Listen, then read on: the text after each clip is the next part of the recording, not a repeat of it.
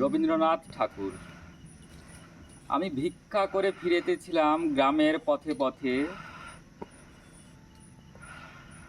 তুমি তখন চলেছিলে তোমার স্বর্ণরথে। অপূর্ব এক স্বপ্ন সম লাগতেছিল চক্ষে মম। কি বিচিত্র শোভা তোমার, কি বিচিত্র সাজ।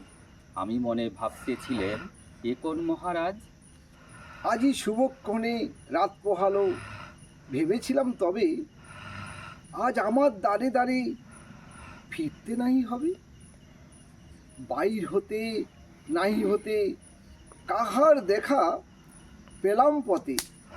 চলিতে রথ ধনধান্য ছড়াবে দুই ধারে, মুঠা মুঠা কুড়িয়ে নেব নেব ভারে ভারে।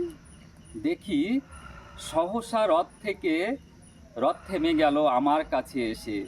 আমার মুখপানে চেয়ে নামলে তুমি হেসে। দেখে মুখের প্রসন্নতা জুড়িয়ে গেল সকল ব্যথা।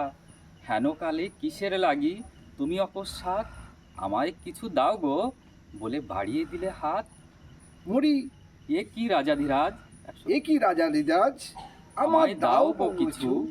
শুনে ক্ষণকালের তরে রইনে মাথা নিচু।